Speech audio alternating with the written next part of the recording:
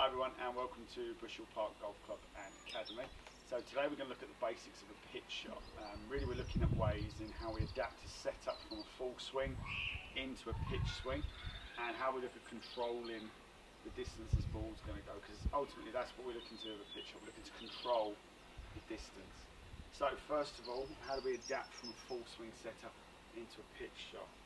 Well, first thing we have is if we take our full swing setup, I have the ball forward of centre, I have my feet around shoulder width, and I have my grip just below the cap on the actual golf club. So when we look at adapting from this position into a pitch shot, first thing we're going to be doing is we're going to be going halfway down the grip. So I'm now holding in the middle of the grip. Because I'm in the middle of the grip, that's going to allow me to get slightly closer to the ball. And because we don't need this full range of motion that we have with a full swing, we're actually going to narrow our feet down as well. So we're now the outside of my feet are on my shoulder width, whereas when we set up for a full swing, more or less the inside of my feet are at shoulder width, so we're now on the outside. So narrows the feet right the way down. The reason for this is we don't need this big wide base to accompany this big full swing we're going to be producing. So we have a much narrower base because it's a much smaller movement. Even on a 3/4 pitch shot, we're still going to have less motion than we would do with a full backswing. So feet are narrowed, grips down, and I'm closer to the golf ball. Now, what I teach everyone is we like to get onto this left side dominant in our setup for a pitch shot. I feel being left side dominant and stay on this left side means there's less work to do to get the body rotating back and through the shot. Also allows us to get a nice consistent angle of attack on the ball. If we have ball central and move the weight, see quite a lot of this where the weight actually drifts back into the back foot and people try to help the ball up in the air and ultimately bottom out before they get to the golf ball. It results in a lot of thins and fat shots. So weights left side dominant, and we can also then move the ball up more towards the inside of the front foot. Not too dissimilar to a driver position. So from face on, what we'll see is ball forward, sternum forward, so I'm actually on that left side. And I'm going to maintain this left side dominant throughout my backswing and follow through. Irrelevant of length of shot, I'm going to maintain that left side dominance. So how that looks from down the line, got my ball forward, got my weight forward, and I keep my weight on that front foot throughout the whole swing. So ball forward, weight forward, swing. So that's our basic setup position and our basic swing for a pitch shot. So how do we control this? Well, really the distance the ball is going to cover is a lot down to the length of swing you put into it. So it's going to change and vary from person to person. I always like to work off of 3 static distances. So fortunately I have a GC quad that allows me to measure these distances so I can really home them in into knowing how far my yardages are. But what I'll always look at with my wedges is I'll have a waist height, shoulder height, and then a full swing. So give me 3 yardages for each of my wedges. Also in the shorter wedges, I also have a 4th, which is knee high, which is quite a short swing, but it can get you out of trouble if you do need a consistent yardage that you know the number's going to land on. So from knee height, mine's 23 yards, waist height is 47 yards, shoulder height is 66 yards, which is all with a 58-degree wedge. So knowing those yardages allows me to adapt my setup, to tweak, to get more or a little bit less out of each of those shots. Once you have those static numbers, you're able to manipulate it a lot more and actually be able to manipulate with confidence. So when we're doing backyard chipping like we are here, that back target is only 8 yards away from me. Well, those yardages I need there aren't relevant. That's a full pitch shot. What we're doing around here is more greenside pitching. So when we adapt from greenside pitching to the full pitch, only things that really change is the speed that I generate the swing at. So if I was doing a 3/4 waist height pitch from around my 47-yard mark, ball forward, weight forward, back, and keep the swing going right the way through to the end. So I've got a much higher finish than I was on the way back. If I was going to use the same length swing for 8 to 10 yards, the speed of the whole swing would slow down. So I'm now looking more at field orientation. So ball forward, weight forward, back, and more controlling the distance through the speed I'm generating at.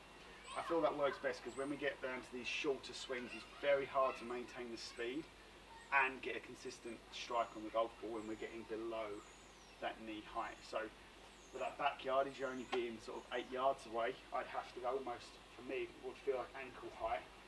And maintaining that speed is not going to be something I can continuously and comfortably reproduce. So by increasing the length of the swing a little bit and slowing the swing down, I can keep the setup the same, ball forward, weight forward, and keep the impact the same, and I can get a consistent yardage out of every shot that I'm going to play. So I can now start to vary the distances that the ball's going to travel. And get some variations between those.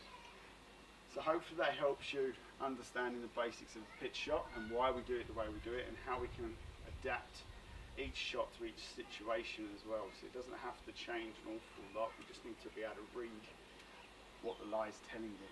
So ball forward, weight forward allows you to get angle attack into the golf ball consistently, and then when we keep that weight on that front foot, we can get a continuation right the way through the swing.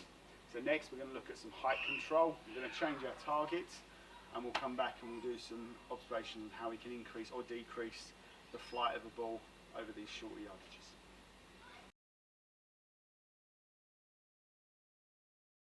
Okay, so when we're looking at a pitch and we're looking to alter the trajectory of the golf ball, we need to start working with a couple of areas to manipulate. So first and foremost would be the loft of the actual golf club you're using. Now we can decrease the loft by taking a different club out, we can increase the loft to a certain point by taking a more lofted club out of the bag as well.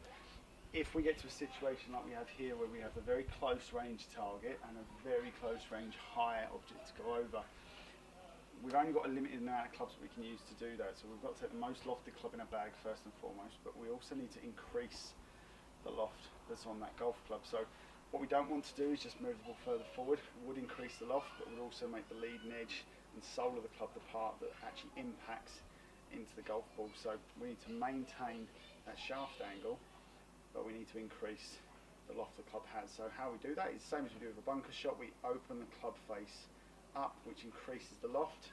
It doesn't change the shaft angle in line with the golf ball. So I've opened my club face, I've got myself set up, opened my club face up to lay it flat, and now I've implemented more loft onto this club. But what I've also done is I've now aligned the club to the right of my target. So similar to a bunker shot, where it's going to align my body to the left of my target, and my swing is going to follow my toe line. So it's going to be going left of target, club face is pointing right at target, and the ball's going to come out somewhere in the middle to our target. Now it's important to remember, as we've increased loft, we've also decreased the distance the ball is going to go. So this is going to require a much longer swing than the previous time I hit to the same target. So last time with a square club face, the swing would have looked very short, very smooth, very slow. Well, if I did the same swing with this open club face across the ball, I'm not going to get anywhere near the height or the distance I need to get to my target. So it's a much more aggressive swing to go a shorter distance, because all of that energy is going up, which is to get the ball up and over wherever your target is. So we'll give this one a try. So I've got my club face open, body aligned left, ball forward, weight forward still, and I'm getting that aggressive swing across into the golf ball. So that was a very aggressive swing. It got me the height I needed, but didn't get me the yardage I needed. We'll try again. Club face open, weight on the front foot, and across we go. So much closer to what I required. So it got me a lot of explosive height to distance, but it didn't give me the right distance I required. So it's about playing around and manipulating those two areas.